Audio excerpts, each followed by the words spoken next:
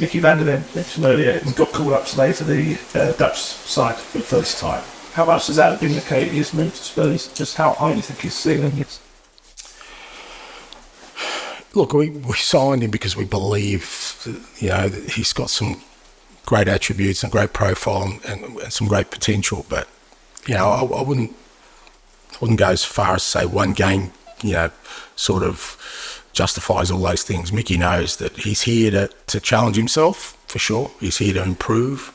He's here to kind of hopefully develop into the defender that he wants to be, and we believe he can be in the toughest possible environment. I mean, he only had 1 year in the Bundesliga, and before that he was at Volendam. He wasn't like at one of the big Dutch clubs with respect to Volendam. So, he's made some enormous leaps, and which was encouraging to me because it meant that this is another enormous leap that he'll be able to handle it. But, he'll be the first to say that one game is not what he came here for. He's here to, like I said, to challenge himself. He's going to be facing some of the world's greatest strikers on a weekly basis.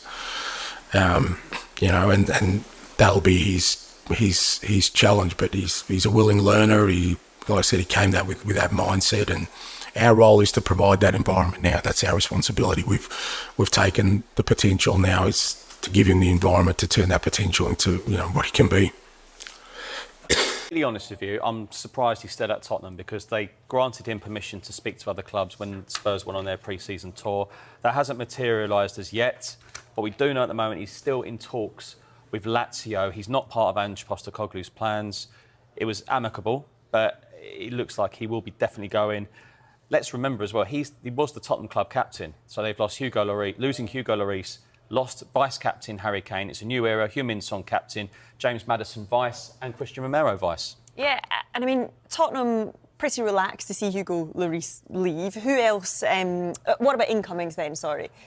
Well, there's quite a number of outgoings as well. It's a bit like Arsenal, as you say, that it's quite a list. So Jed Spence, I understand he's available for transfer or a loan. Jeffik Tanganga, they'll listen to offers for. Davinson Sanchez, who played well against Brentford, they'll listen to offers for him. Sergio Reguilon, he's available for transfer. And I also understand that he's currently in talks with Real Sociedad. We'll see whether that's a loan or a permanent deal. Tanguy Ndombele was once Tottenham's record signing, available for transfer. And Pierre-Emile Højbjerg, maybe a little bit of a surprise to some, but he's open to leaving the club, a fresh challenge. Atletico Madrid were keen earlier in the window.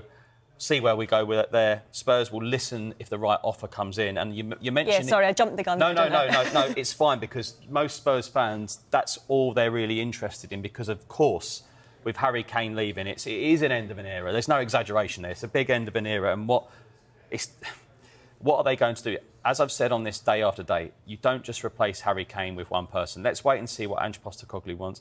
Ange Postecoglou said the squad is too big. I'm sure he'll say that tomorrow in his press conference. What we do know is that if Spurs can get a few out, they'll look to get another centre-back. And they do like the Ghent striker, Gift Orban. Despite reports elsewhere, no bids yet, but he is of interest.